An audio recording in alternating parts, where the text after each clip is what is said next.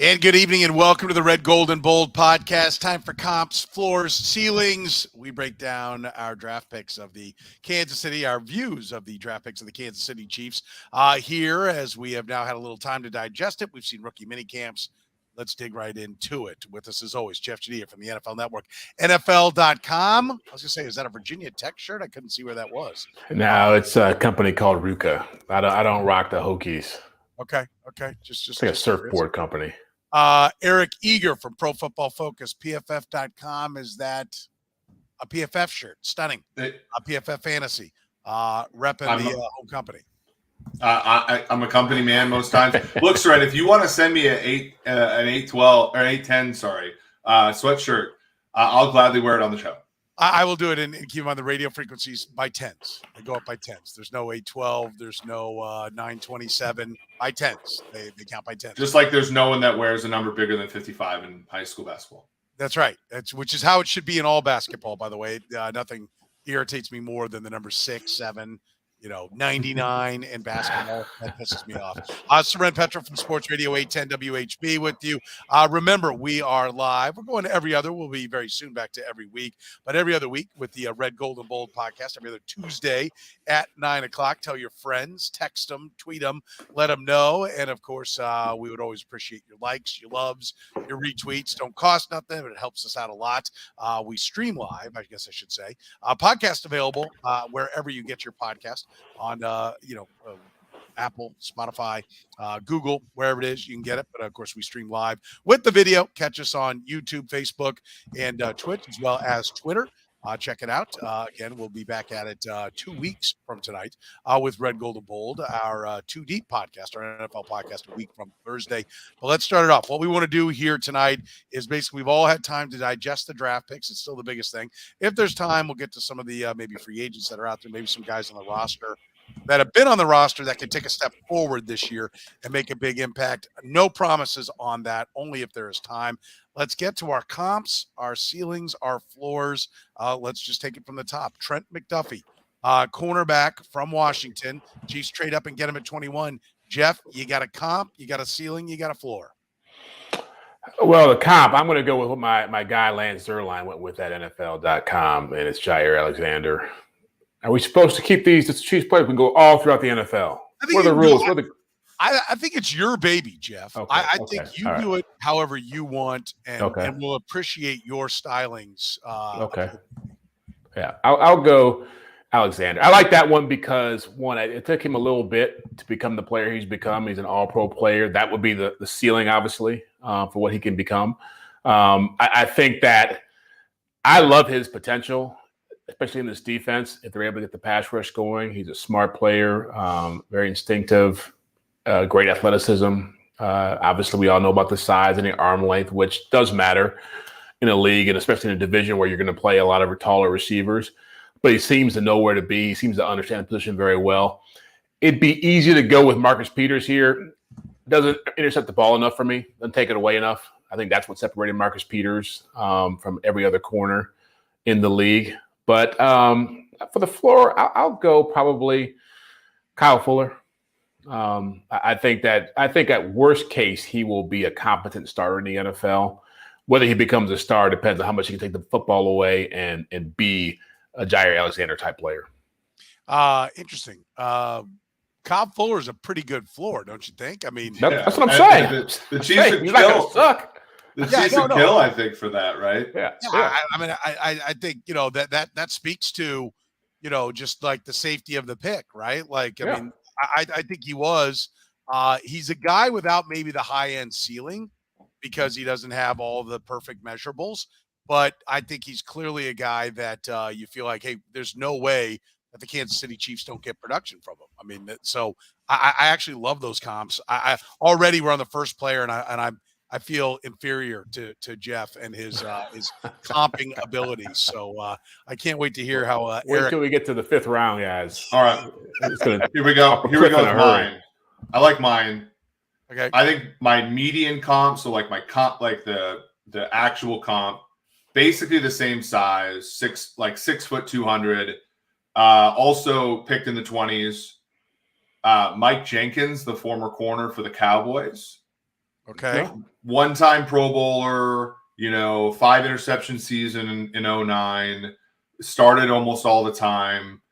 Kind of, again, this is like generated out of my statistical comp, tool, but like that's what I like. A couple of these other ones I've kind of also gone with some of my own thinking. I think the floor is Leotis McKelvin, a guy who's like 5'11", 190, not the greatest corner in the world, but you know what? And I'm not picking slot guys here because Trent McDuffie played 12 snaps in the slot last year.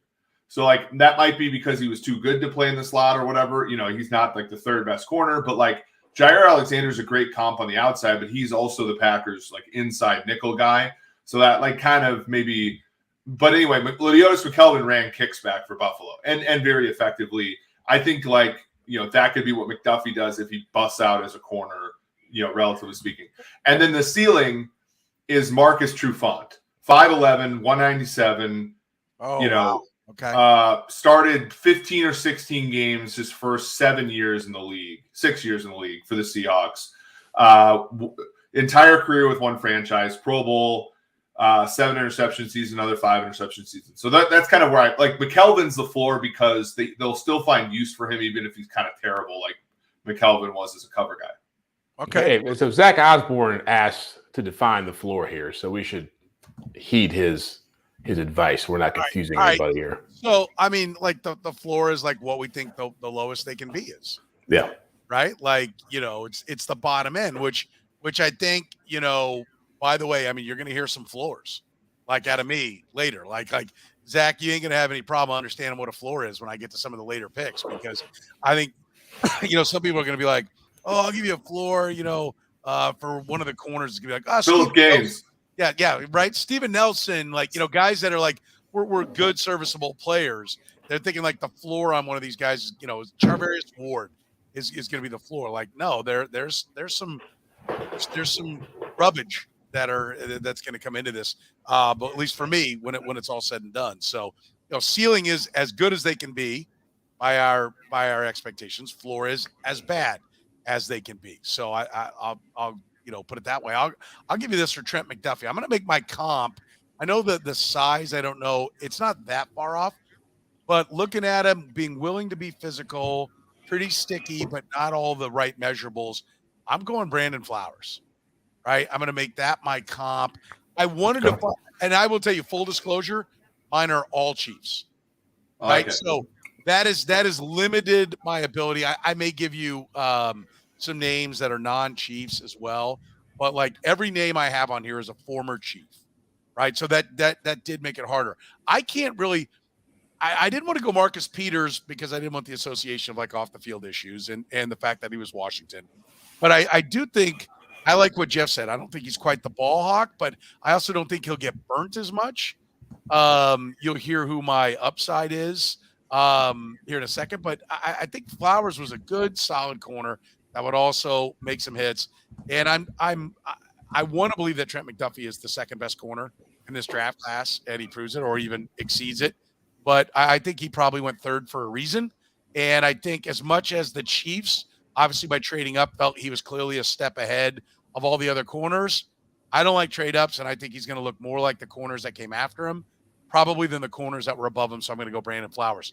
Ceiling, if I'm wrong and I'm underestimating it, and he's just Mr. Sticky and he stays with everybody, the arms don't matter. I'm not as good as Eric is about the height, weight, and finding a guy that's but I'm going to say the upside's in Albert Lewis, right? Like, he is a first round corner, and mid, round, which he's almost in the mid round stage. Corners have been very good. I mean, didn't Darrelle Revis go like 14 or something in his draft class? So it wasn't like everybody's like, this is a no doubt number one shutdown corner. So I'm going to go Albert Lewis for a ceiling and DeAndre Baker, a failed number one. That's a third. God. He ends up being not that. I do think that there's more variance than maybe people think. Like, that's why I loved yours, because like you had, to me, the like Kyle Fuller's a high floor. Yeah. And so I've got DeAndre Baker. If they end up with Kyle Fuller, they should be happy with this pick, in my opinion. Yeah. Like Kyle Fuller is a 14th overall pick, a pretty damn good player. But but at the same time, like I think like our expectations of players are often clouded by that, right? Like we forget Philip Gaines and we forget Kervary Russell, the very forgettable Chief, I like this. Peters didn't want to tackle. I agree. I think that's another reason why I didn't go there. I also like this, going with a Eric Eager phrase. Royal Chief says, Florida's former Chief legend, Darrell Revis. Of course, that would be Revis at the end of his Revis. All right, Jeff, let's move on to George Karlaftis. What do you got? Comp, floor, ceiling? What are you putting on the table? Another very tight window here as far as floor to ceiling. I think he's going to be Chris Long. I think that he's going to be a great foundational, high character guy in the locker room, dependable, high motor, energy, not a ton of sacks. I just don't see him dominating. And I was close to making it Max Crosby, and I started digging into Max Crosby's draft profile. He's a pretty athletic guy coming out. I mean, people loved his bend, his get off. He's a longer guy than Karlaftis. I like Karlaftis. I think he will be a nice piece of the defensive line for the next 7 to 10 years. I don't see superstar. Okay. Ceiling is Frank Clark. He's a guy who. God. Oh. Yeah. That's looking at the standings upside down. Are you gonna listen? Ceiling is Chris Long. Floor is Frank Clark. Are you gonna make me pour a drink? No. As soon as I said, I was the only one who drinks on this show. Yeah. I'm going Frank Clark for the floor. A guy who has some moments with a really good defensive line and a really good scheme, but if you actually ask him to be a dominant player for you, can't get there. Chadiha, I'm like 40 pounds overweight. I'm 50 years old. I can't have a shot to the ticker like that. Upset. Don't do that to me. Don't do that to me. All right, Eric Karlaftis, what do you got? Okay. My ceiling for him, and I actually think that this is a fairly size, speed. We don't have actually a measurement for this player, on the agility stuff. Sean Merriman. Interesting. That's pretty high. Sean Merriman was pretty. Well, the ceiling good. is supposed to be like how as high as it can go. Yeah. So he was a Defensive Player of the Year candidate at one point. Merriman was 6'4", 272, ran a 4.64, right, which is kind of in that Karlaftis range. Yeah. The 40, like Karlaftis actually, if you don't he had a really high combine score for us. I think the issue is he omitted the one agility drill where we might have found out that he didn't have the bend, right? So that's one. Average, sort of his median projection. This is a blast from the past. Andre Carter. So defensive end for San Francisco, Washington, New England, Pro Bowler for New England, a Bill Belichick kind of. He had 4 seasons of over 10 sacks, a bunch of seasons in that 6.5 range, but a very just solid, dependable defensive end that is going to start 14 games a year in the league for a decade and a half. The Chiefs should be really happy if he ends up Andre Carter. And then the floor is, and this is a player from USC taken at 20 overall, a try-hard defensive end who literally could not get to the quarterback to save his or anybody else's life. Kenechi Udeze, the first-round pick from the Minnesota Vikings, started 15 games one year at right defensive end and did not sack the quarterback one time the entire year. I think that is the absolute floor for a try-hard guy, but a first-round talent who's a try-hard guy if it doesn't work. By the way, I do like this. Merriman on or off the gas, which I assume is another term for juice. Which on it. On it. Okay, on it. All right. For me, George Karlaftis. I mean, I think I said this on our first look at the draft. Terry's right. It's Tamba Hali, I think, is the comp. I think he's a try-hard guy. I think it's going to be secondary moves that get him there. I think he's going to be cleaning up coverage sacks. If Chris Jones is flushing the quarterback, he'll flush him into Karlaftis, or Karlaftis will be bull rushing him towards Chris Jones. I mean, I think he's going to be a really nice complementary piece. But I'm going to say that the upside is Justin Houston. And because he's about the same size as Justin Houston, he's physical, he's strong. They talk about his punch. Houston wasn't a bender either. I mean, there's no shot of Houston, holding that tackle off with the arm and, leaning into it and turning that corner. He was kind of a tactician, which I think Karlaftis has got to be, but he was strong. He was a tank. And I think that's the upside, right? I think the downside is Eric Hicks. Again, I'm going with all Chiefs. So go back to the Vermeil era Chiefs. Eric Hicks as a 4-3 defensive end who was a good football player. Like, I want to point this out. Eric Hicks was a good football player, had a double-digit sack year. He just wasn't – he was the guy that you want opposite a really good guy. And I think that's what you've got, at least a guy that's a player in Karlaftis. So I'm going to say from Eric Hicks to Justin Houston, but I slide him in at Tom Bahali, which, by the way, I will point out Tom Bahali is a Ring of Honor player for the Chiefs in the future. Yeah. So that's a pretty I know people are like, he's pretty good. That's you get Tom Bahali at pick number 29, you've accomplished something. Someone's calling you out and saying Jared Allen should be on your list. He's different than Jared. Like Jared Allen. Haven't we been through? I'm not the Chiefs expert here. Soren is. Listen, no one has comped into Jared Allen. You want to know why? Because Jared Allen was 6'6" and 245 pounds when he was playing his best football. It was also a lot different. Like Jared Allen is he could bend. He is like, go back and look at his pass rushes and him turning the corner. Him, Derek Thomas, those are Chiefs that could really bend, and that's not what Karlaftis is.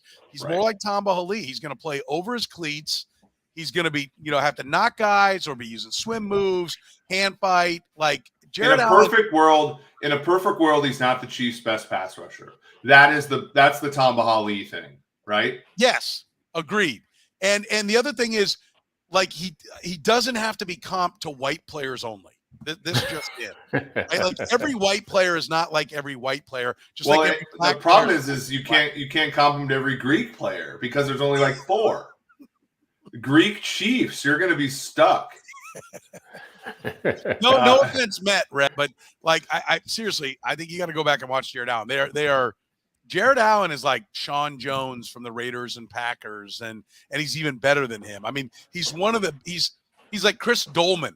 Like, these are the comps. Jared Allen is a Chris Dolman comp. That's a very good comp. Those are the comps that are there. It's not a shorter, stouter, more of a bull rush guy like Karlaftis is going to be.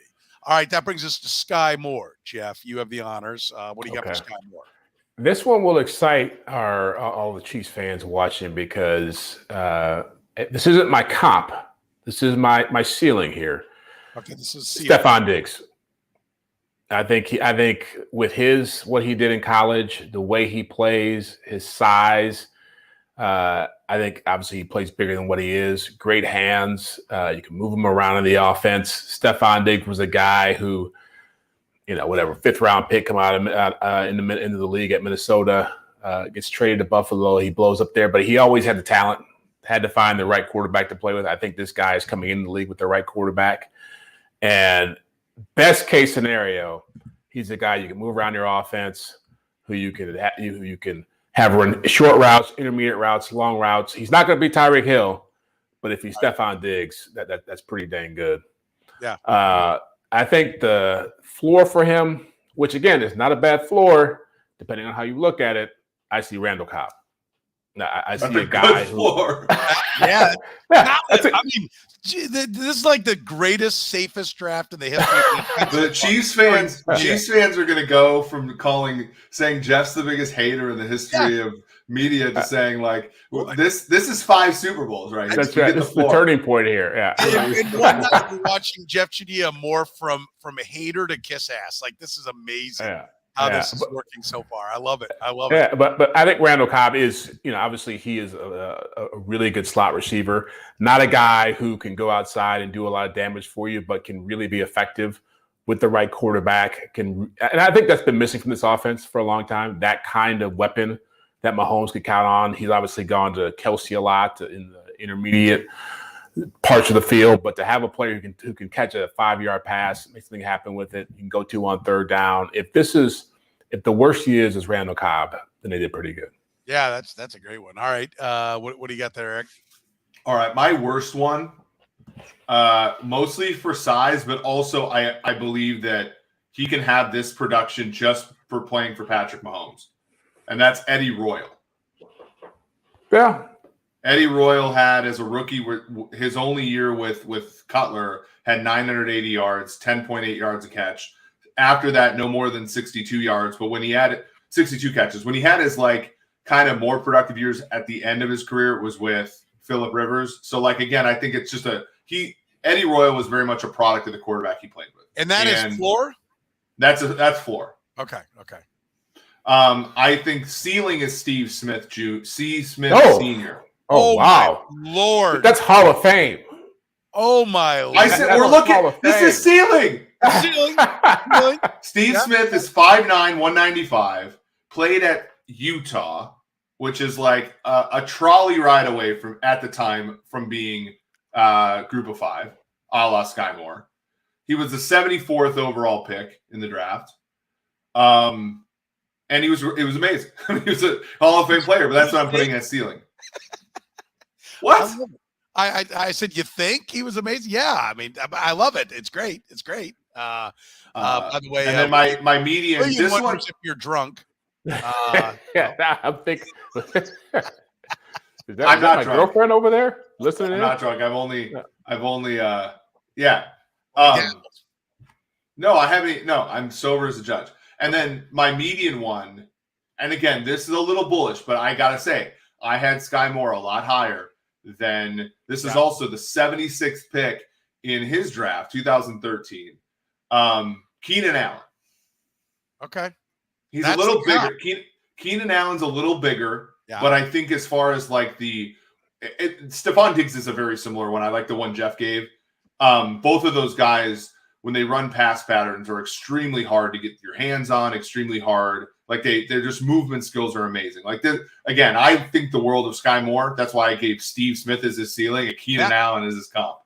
By the way, I'd like to point out that Zach loves the floors from Jeff. He says, I want Jeff to redo the floors at my house. There you go. I personally would like Eric Eager to paint my ceilings with the Steve Smith one because they would look Sean beautiful. Merriman. It'd be beautiful. They'd be beautiful. Marcus Trufant. Marcus Trufant that's a 36-year-old man with a much older man's remembrance of the league. I will say. I love what I'm hearing, man. I love what I'm hearing. All right, again, I gave Emmanuel Sanders as my comp, and I do think all around that's it, but I wanted to go with all former Chiefs for this one. So my comp is Eddie Kennison. Eddie was a little bit taller than Skyy Moore, but I think that kind of loose hip, loose body guy could show you one thing. I mean, his Trent Green to Eddie Kennison on the 17-yard out was stealing. And I think Skyy Moore, everyone talks about the proficiency of his route running. I think Eddie Kennison was underrated on that. So my comp is Eddie Kennison. Emmanuel Sanders is like if I take the whole NFL for it. My ceiling is Antonio Brown, right? Same conference, great route runner. I'm hoping he's not the flake and throwing furniture off his balcony like Antonio Brown did.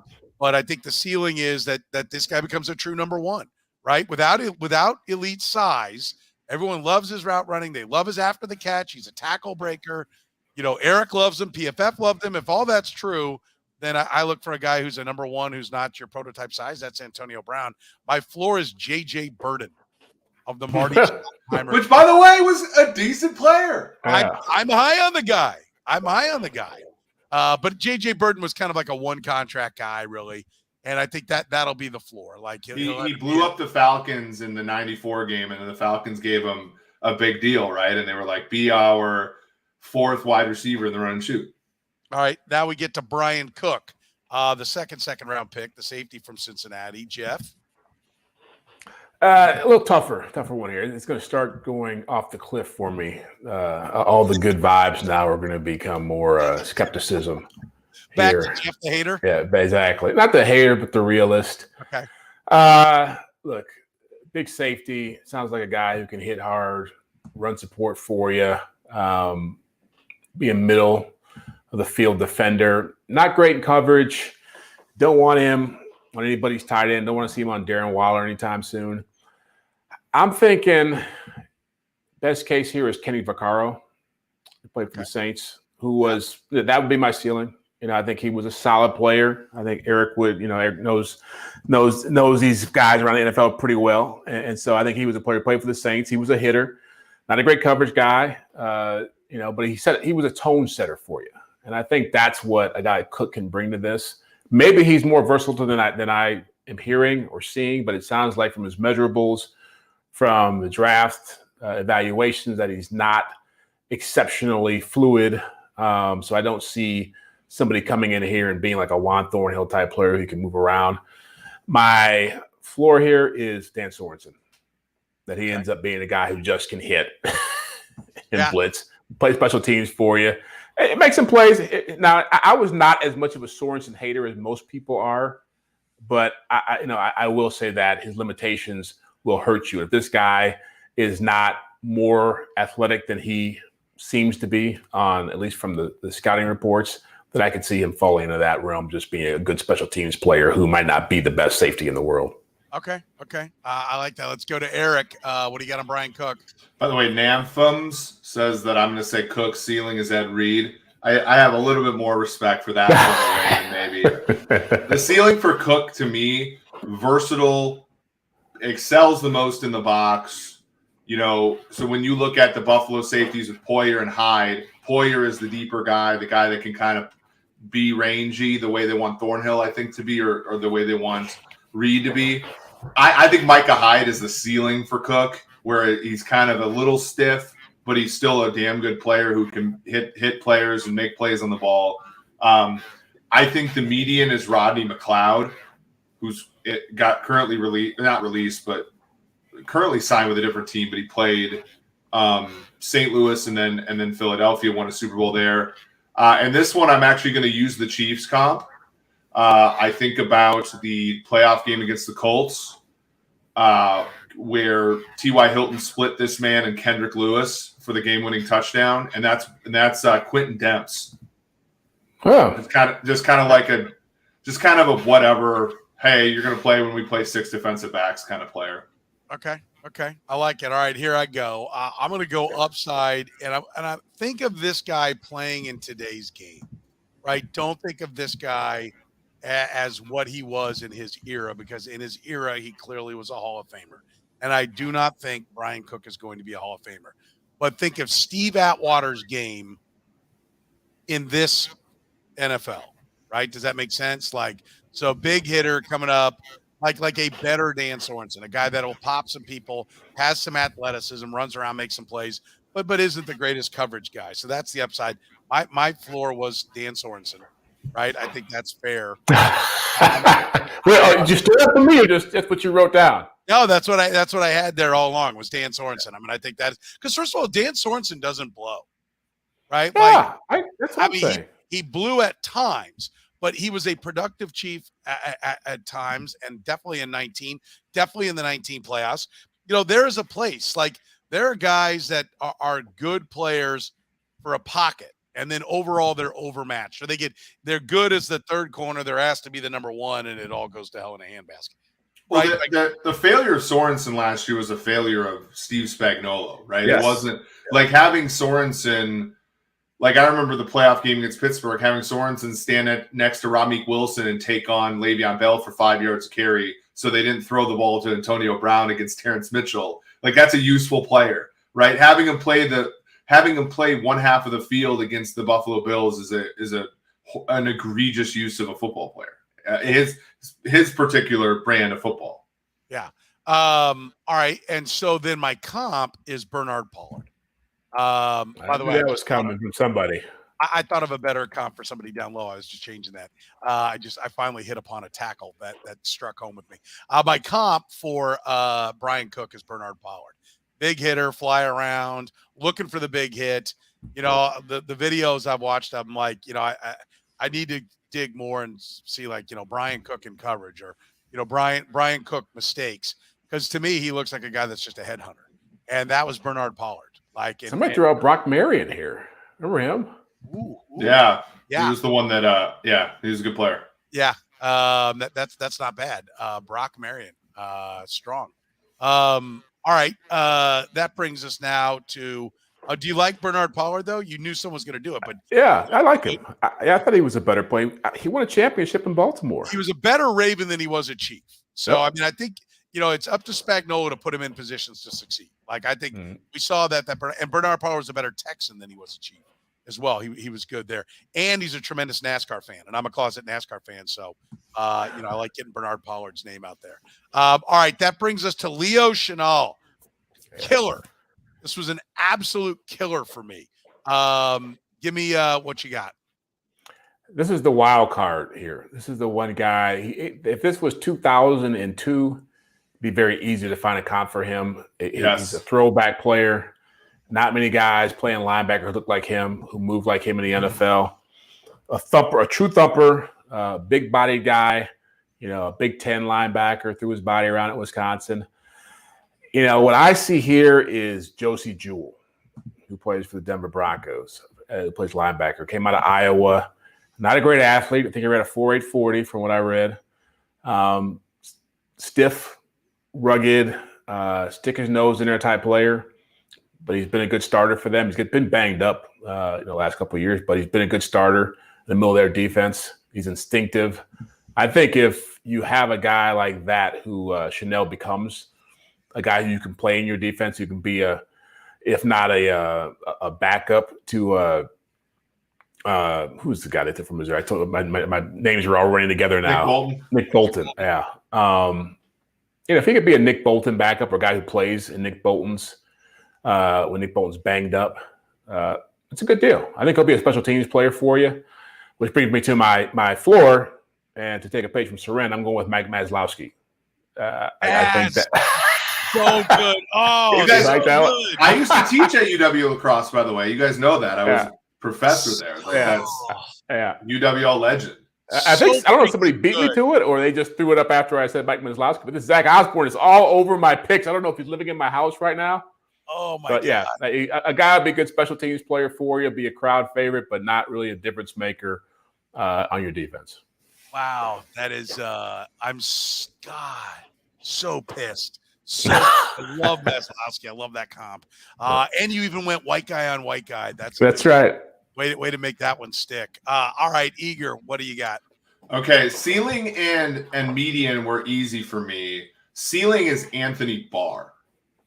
Okay. Anthony Barr played defensive end. That's a high ceiling. Yeah, the UCLA. Yeah. Anthony Barr is not that good of a player though. That's like that's sort of, I'm embedding that into the thing.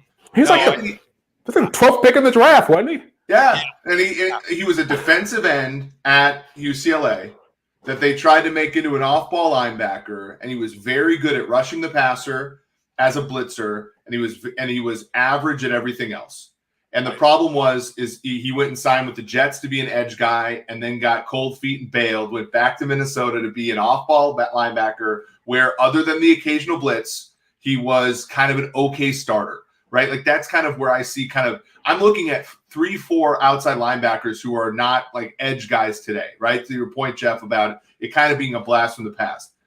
Anthony Barr would have been a good 3-4 outside linebacker back when it was, the Belichick Parcells kind of days. Which brings me to his comp, which this is a deep one. This is a Buffalo Bills, a Ted Cottrell linebacker, and that's Keith Newman. Keith Newman was a 3-4 outside linebacker who was very good at rushing the passer on sub packages. Very cool, very good player in the 3-3-5, but was not good at any. He's not a starting linebacker, right? And I think the Chiefs sort of see that with Bolton and Gay as their two starting linebackers, and that is where I'm going to go there. I'm trying to think of the floor here. I really struggle with the floor. I was going to say Maslowski, being a UWL guy. I'll go. I'll stay with Chiefs here. Is it too much to say Benny Thompson? I know Benny Thompson was a safety, but he was really a linebacker special teams guy who did kind of everything, and a guy without a position really. And I think Chenal, in the worst case scenario for this team, is a big athletic thing that can't cover. Can't really rush the passer at anything other than a blitz, and it's going to be kind of a special teams demon guy in a league where that's increasingly less valuable. Yeah, he is incredibly difficult. He's either going to be this giant tease, which clearly I think teams. That's Anthony Barr. Anthony Barr is a giant tease. I love the Anthony Barr because I love Leo Chenal, the Wisconsin Badger. I love him. He's fantastic. but he's not going to play in the Big Ten anymore. He's going to play in the NFL. And that is, I have no problem with the pick. I applaud the pick. I like it, but I think this is like, listen, this is fantastic. Look at what we've got here. Kirk says he is a Singletary. I'm assuming he means Mike Singletary. Royal Chief, he's Brian Cushing. KMCM says, I see Chenal's ceiling as Cornelius Bennett. That's a high ceiling. Daryl Tapp, like those Bills linebackers, man. I'm telling you. Yeah. Percy Snow is a good comp. Yeah, puts in Percy Snow, right? Gary Stills is the floor. Like I'm kind of down with that. Like I because Gary Stills was a guy who could rush the passer at West Virginia. He was actually I used to talk to him about because he was a West Virginia guy and I was at Syracuse and I'd talk about, well, you know, I was like, well, you know, hey, we pummeled you. He's like, yeah, I got 3 sacks. Like, you know, but he was a really good defensive player at West Virginia, but like he was just a special teamer with the Chiefs. And that's why I'm not sure what Chenal is. And I really think the Patriots getting him, they would have figured out exactly what to do with him. So this is a lot on Steve Spagnuolo. So I do think it's really hard because he doesn't test on the field. It looks like, oh yeah, look at him get after the quarterback. But we talked about this last week. It's all blitzy stuff. He doesn't really have an arsenal of pass rush moves. Yep. He doesn't look like a guy who can cover anything. And so where does he fit on the field? So listen, I have 2 names written down for my comp, but I'm going to give you my ceiling on him is Derek Johnson. That he ends up being a missile into the back. Oh my God. He plays middle backer. Derek, it'll be different because Derek could cover people. He just didn't catch anything that came his way. You know, he'd have passes defense, but he'd drop everything. Derek Johnson in today's, like, it sounds weird because he was drafted 15 years ago. Yeah. If Derek Johnson was drafted 7 years later, he'd be a first team All Pro every year. Yes. He was ahead of his time as far as like what it took to play linebacker in the modern NFL. He was ahead of his time, which is why Todd Haley benched him for an entire year. Because Todd Haley's head was up his ass. Derek Johnson is my upside. How's this for a Chief? And you're gonna love the names I come back with, and I'll settle on one in a minute. But the downside is Andy Studebaker. Andy Studebaker was, I think, unsigned or like a 7th round pick. What year was that? God, it was it the Vermeil, or I think it was the beginning of the Todd Haley years as well. I remember the name. He was a special teamer. He's in the Players Association. He's got a job in the Players Association, I think, or did maybe there for a while. Nice guy, but like, you know, couldn't really get on the field, but had a role in special teams. Like that's the downside. I comp for him. I can't decide between Dino Hackett and Kavika Mitchell. Right? Kavika Mitchell. He was a small guy, wasn't he? Kavika Mitchell. He wasn't a big linebacker. Yeah, he was sick. He was like 6'1", 255. He was shorter, but he was thick and strong. Came from South Florida. Was always kind of dinged up with the Chiefs and hurt. And everyone would get pissed at Kavika Mitchell because they were completing passes against him 45 yards down the field, right? Because Greg Robinson's defense had asked him to turn and run with wideouts. And he'd actually have pretty good coverage. But he was being beaten 40 yards down the field. Then he went to the Giants and won a Super Bowl as a starting linebacker for the Giants with Steve Spagnuolo, right? And they moved him to the outside, and he found a way to use him. And that's my hope. I think they're looking at him as a strong side linebacker. And so, you know, I know the body types aren't the same. Dino Hackett, more of like a just pure run stuffer.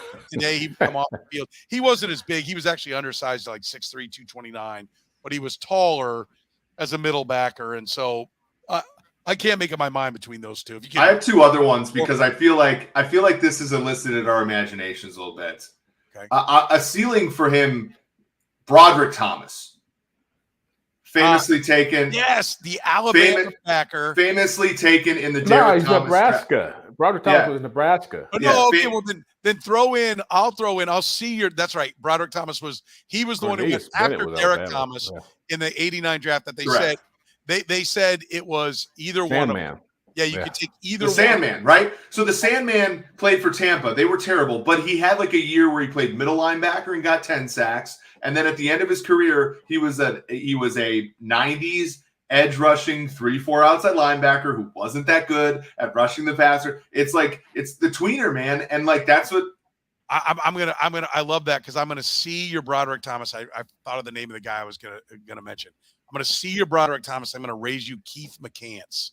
Yeah, that was like similarly high drafted player by Tampa too. Yeah, yes. Yeah, I was I'm seeing more Ted Johnson from the Patriots, Bill Belichick days, early days. Right? Like that's where I see him. That's where he would be. Yeah, I think that's pretty good. I like that one as well. But do you remember Keith McCants? He was like 6'5", 265, and he first overall pick, wasn't he? Oh God, he was supposed to go like top 5, and I think the Bucks took him at like 14. He was on the slide, and then you're like, yeah, he should have slid clear out of the draft because he Bama guy. He ended up. Yeah, at least Broderick Thomas was productive, but he was still like not as good as being somebody who was a coin flip with Derek Thomas in his own draft. Yeah, right. All right, Joshua Williams, Fayetteville, long, lanky corner from D2. What do you got here, Jeff? You know what? Here's some names you'll appreciate. I'm saving my Charvarius Ward comp for later in this conversation. Okay. But I'll start with the ceiling for this guy is I don't know if he was a favorite of Chiefs fans, but Sean Smith. Another guy, long-limbed, tall, athletic. You know, this is a small school player. I don't know where Sean Smith played college football at, but I know that when he came, I think he played at Utah. I'm pretty sure he played at Utah, didn't he? But he was like 6'4", about 210 when he came in the league. Played in Miami before he came to the Chiefs. He was actually a pretty good corner for a while. Got a big payday when he left here. I think it was like a 4-year, $40 million deal to go to the Raiders. Then he got in some trouble. He gave up like 189 yards to Brandon Cooks in opening day of 16. His first game with the Raiders, and they benched him like right away. Like he was. I think he had some legal problems too. Yeah, Bob. Yeah, I think he's in prison. Like Bob Sutton. Bob Sutton did a great job with Sean Smith because he was clearly limited, but you almost never saw his limitations when he was with the Chiefs. He actually was very good with the Chiefs. Yeah, so I think this is a guy who, if he's able to blossom and develop and be what he can be, there's a market for what he does and for the kind of player he is. 6'3", 195, 200, whatever he is. The ceiling here, I will go with a player that you guys might not remember all that well. Maybe the Chiefs fans here won't. Lenny Walls of the Denver Broncos. I had him in mind. That's why I had him in mind. That's very good. He was supposed to be the ahead of his time. Talking about Derek Johnson being ahead of his time. Lenny Walls was supposed to be the new breed of corner back in the early 2000s when Mike Shanahan was coaching the Broncos, and he was a 6'4" corner from Boston College, and they said this guy is gonna, shadow people. You won't be able to see the receiver when they throw the football. They won't be his length. Couldn't cover anybody. I think he was out of the league in like 2 years. It was over. It was horrendous. It was horrendous. Yeah. All right, so give it to me again. Who was the comp? Who was the ceiling? Who was the floor? Well, the comp was Sean Smith. Okay. Comp Sean Smith. That's the ceiling, and then the floor is Lenny Walls. Okay, so Sean. I don't have 3. I only have 2. Okay, you only have 2. Okay, you got a ceiling. Okay, so I had Lenny Walls as the comp as well, which is I love that Jeff thought of the same guy as me, of the very long levered. Everybody talked about him because he was 6'4". While I think of my new median, I'll give you my ceiling, which is Tremaine Johnson.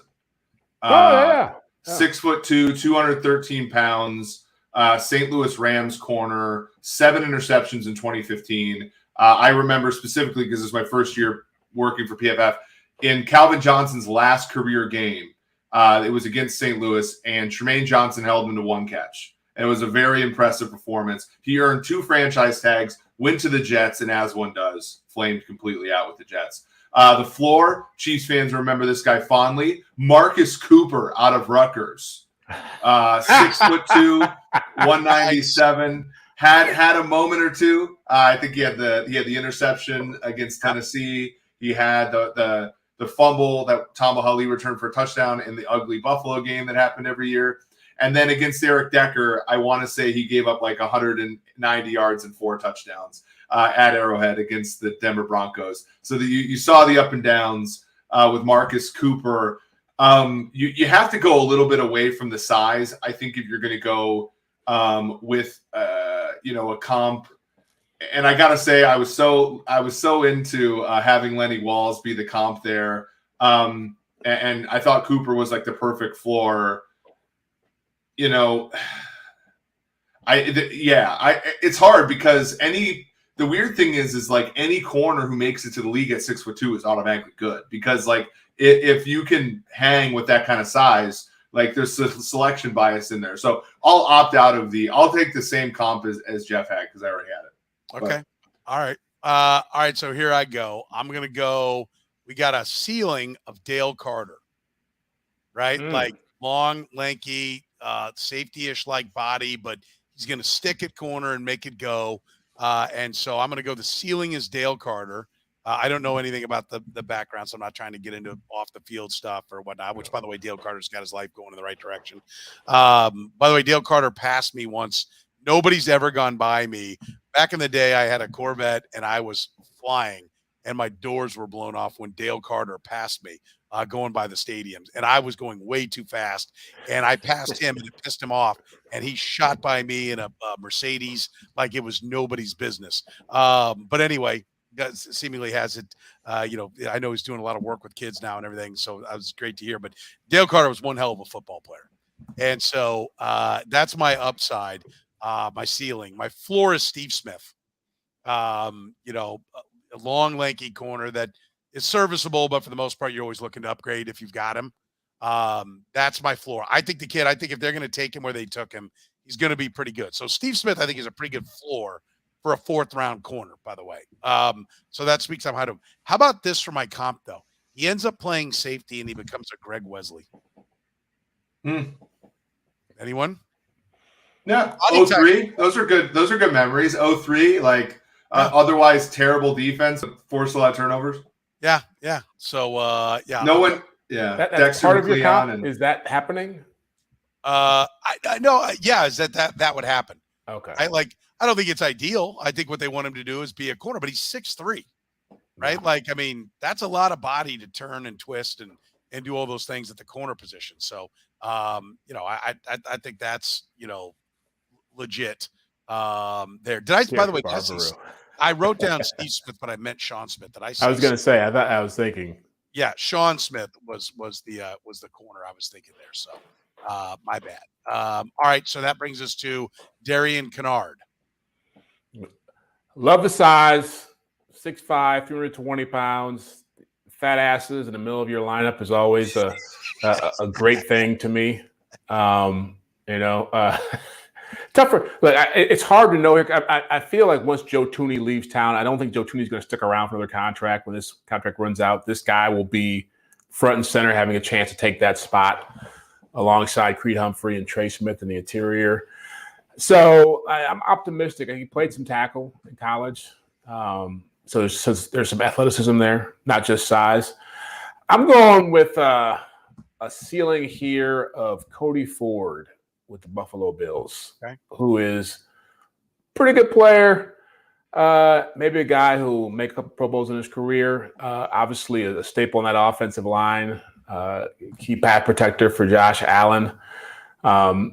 I was tempted to go a little bit higher, like Eric has, with the Steve Smith move with Eric going with like a Brandon Brooks type guy or a Gabe Jackson. It's hard to get there with a 5th-round pick. I think you have to have some things break right for you. I can see him being a solid player. And on the low end, if he just ends up being a capable starter when Thuney's gone, I could see Shaq Mason, New England Patriots guard who just went down to Tampa. I could see him being a player who you can rely on.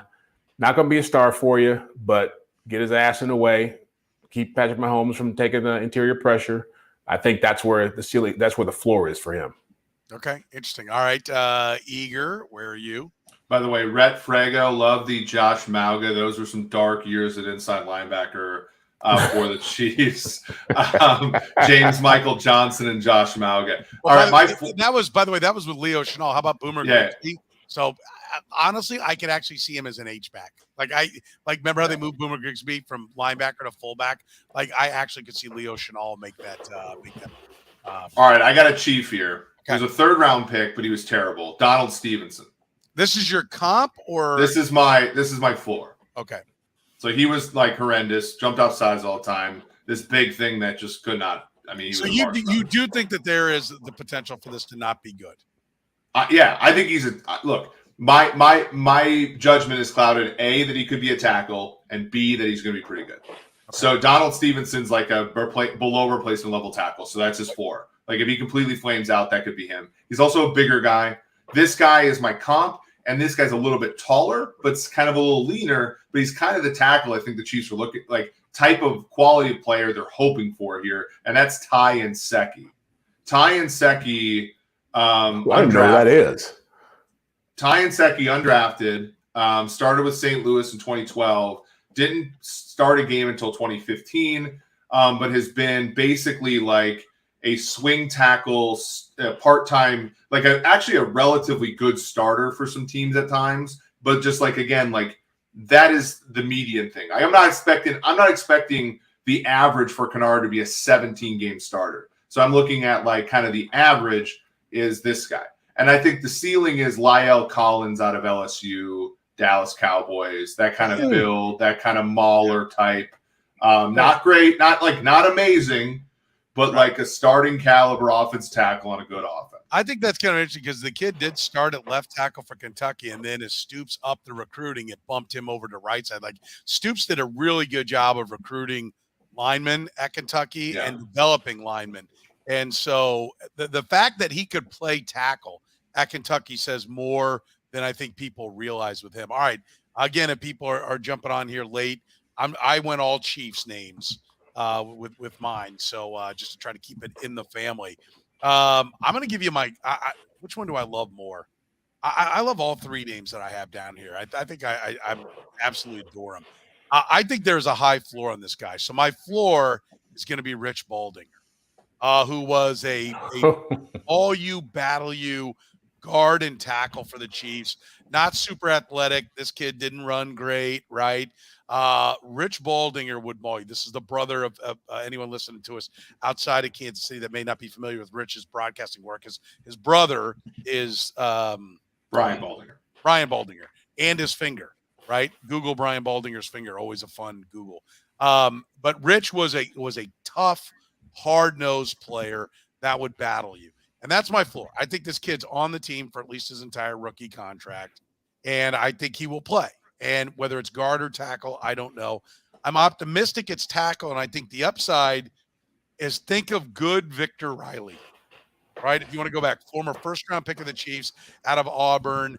They had hopes that he would play the left side. I don't think there's any of that hope here, but ended up being a good, serviceable right tackle. I mean, a big – but he like the other thing is like he was a big and kind of maul you guy. The thing is, like, Kinnard did 20 reps.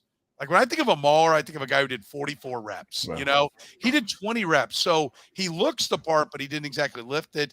That was kind of Victor Riley. You're like, oh, okay, this big fat ass is going to knock some people around. And he was just a good, serviceable tackle. And so I think Victor Riley was pretty good. I don't think Kinnard, like, you know, I at one point I had Lucas Yang down as the comp. Like, and maybe even the upside. Like, I don't know how a fifth rounder, as much as they moved up for him and we get excited about him, I think you got to temper it. I'm going to make my comp Dave Lutz. We go back to Marty Ball era, and he even started at tackle and then moved down to guard. The early Christian Okoye days, he was playing guard, but was a big 6'6", you know, college tackle that they just said, we want to maul some people.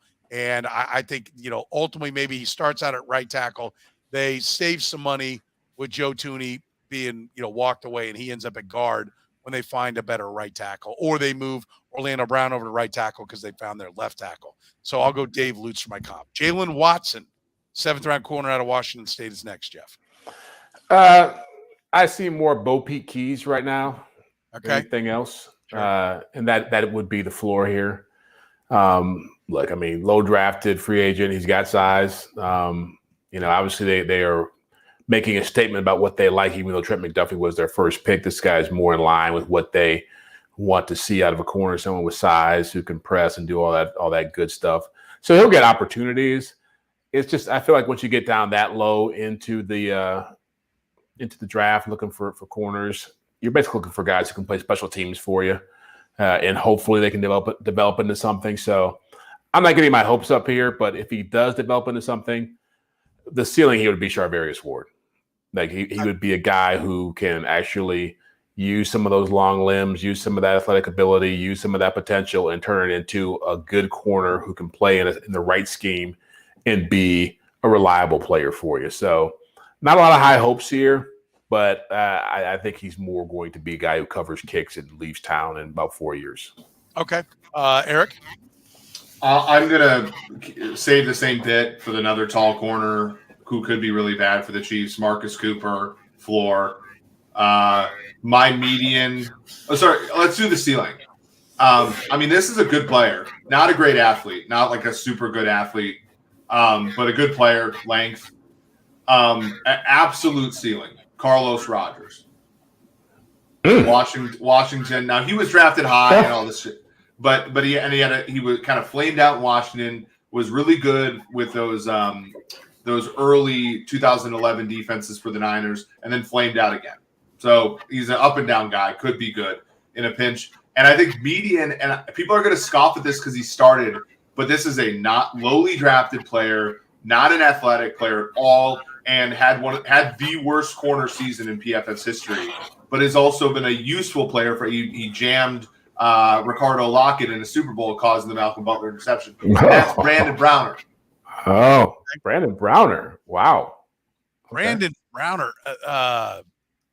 Brandon Browner, the corner Viking? for the Seahawks. Yeah. Okay. Joey Browner's the safety for the Vikings, who was an 8-time Pro Bowler.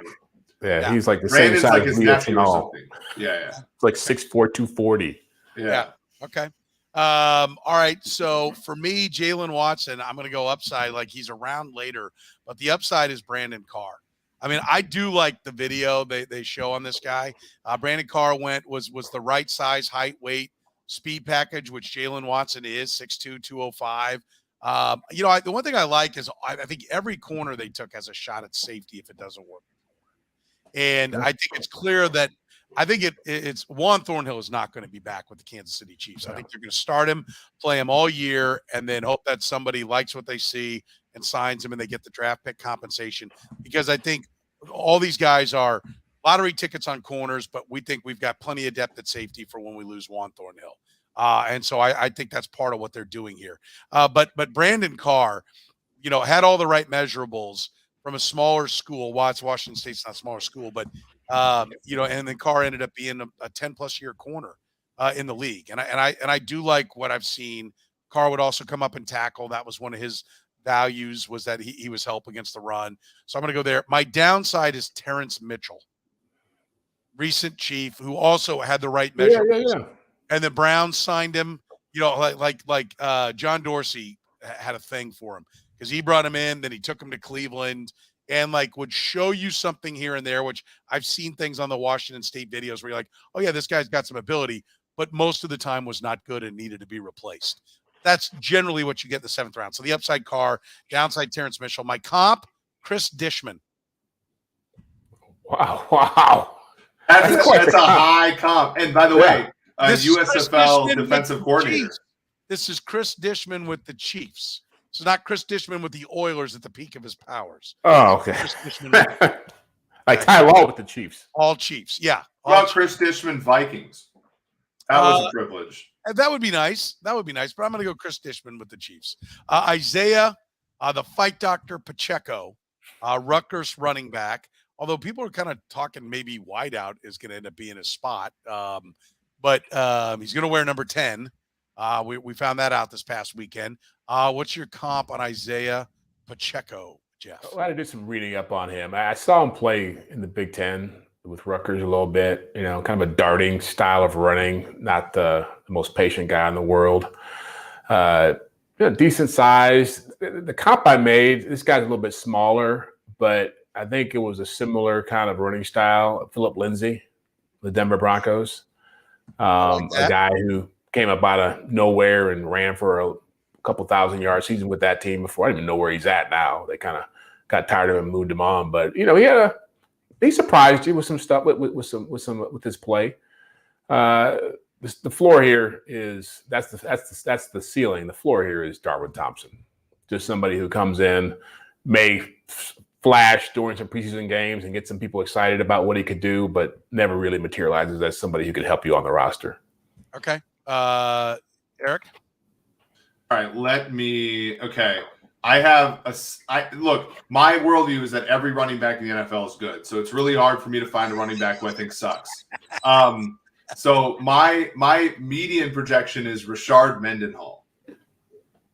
5'11", 210, had an okay, like 3.9 career yards per carry, but did have 2 1,000-yard years for the Pittsburgh Steelers.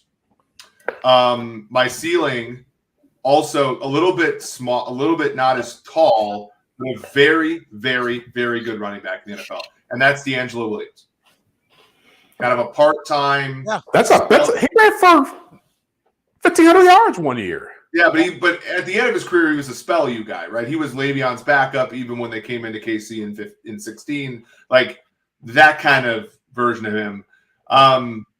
So, look, this guy was a top 5 pick, so like I'm not gonna, but he was horrendous in the NFL, and for the reasons Jeff described, that he wasn't patient, he had no vision at all, and that is Trent Richardson out of Alabama. Boy. Oh, wow. The body types are not comps because Trent Richardson was Trent Richardson was the David Boston of the running back position. Yeah, but in like the worst way. Yeah. Well, David Boston wrecked his had career. A 1,600-yard year though, but yeah. And then he got to 265 pounds as a wideout. Same. He couldn't stop lifting and apparently potentially steroiding. But like, Trent Richardson like wanted to lift weights more than he wanted to run the football, and he ended up sucking. So, that's interesting. All right, I'm going to go with a floor of Mike Cloud, which is really unfair because Mike Cloud was like a 2nd or 3rd round pick. I thought about Paul Palmer. Paul Choo Palmer. People will remember he was the 1st round pick when Christian Okoye was the 2nd round pick. Back in 1988 from Temple, and ended up being a good kick returner. And I could see that happening with this kid. But I'm going to go with my ceiling being Greg Hill, who was not great, but was, 575, 667, 645, 550. The man who replaced Barry Sanders. Right. A man who the man who had his girlfriend replaced with Marty Schottenheimer, wasn't it? No, that was others, but we're not going to go there. But Marty Schottenheimer did say Greg Hill is the real deal. And while he never lived up to the draft pick that they took him with in the 1st round, he was a serviceable back. And if you get Greg Hill, who was a 1st rounder in the 7th round with this kid, you'll be thrilled. My comp is Sharkhandrick West. Right, like a serviceable back that Andy Reid useful. Yeah, that's my comp, is Sharkhandrick West. All right, last guy, Nazeeh Johnson. Jeff, what do you got for Nazeeh Johnson? He's in the same boat as the last guy I just talked about. The floor here is again Bo Peakeys. That's the guy who can play special teams for you, stick around for 2-3 years. Never really be a real option for you as a backup. Hopefully you have to play him. I think the ceiling would be Rashad Fenton. If he could be a guy who by year 3 or 4, you're saying he's going to end up starting some games for you, either in the slot or outside, that would be the dream. I thought about Orlando Scandrick, but I think Orlando Scandrick was a better player than Rashad Fenton was when he was in his prime. So I'll go with Fenton here. Orlando Scandrick. I like that. I saw that name. Okay. Eric, what do you got? So I have Nazeeh Johnson in my system as a safety. Is that, they called him a safety or a slot corner. He was listed as both. I think he was a safety, but he would cover in the slot. And so people were projecting him to both positions. Yeah. So, I have kind of like a Michael Griffin comp. Michael Griffin was actually a high draft pick by Tennessee, played a lot of years. Was never that good. Texas, UT. Sorry, Texan. Yeah, he was. He's actually a little bit better than I thought he was looking back. Maybe late career where the guy just simply struggled to get on a roster. So late career, kind of stiff, kind of, whatever. I think ceiling is Darian Stewart, safety for Denver, who made the Pro Bowl the year they made the Super Bowl. Kind of a very, I think a physical, move around the defense kind of player. and somebody like Armani Watts as a floor, let's say. Let's go with the Chief for the floor. Armani Watts, now year 4 with the Chiefs, no real playing time, no real starting He's time. with the Colts now, isn't he? Yeah, he left. But he played a lot in that Buffalo game, and we saw what happened at the end of that game defensively. So yeah, somebody like that. And what is he for? That's the floor is Armani Watts? Yeah, just a guy that's like, I mean, Armani Watts has influenced the roster nothing over the last 4 years. Agreed. Although, like there were times I still cannot fathom how he couldn't have been better than Daniel Sorensen. At what they asked Sorensen to do recently, yes. And if he goes to the Colts and produces, I'm going to be pissed. I will tell you that. My comp for Nazeeh Johnson is Armani Watts, right? Like I think he ends up being a safety, and he's just really a special teamer because he will run.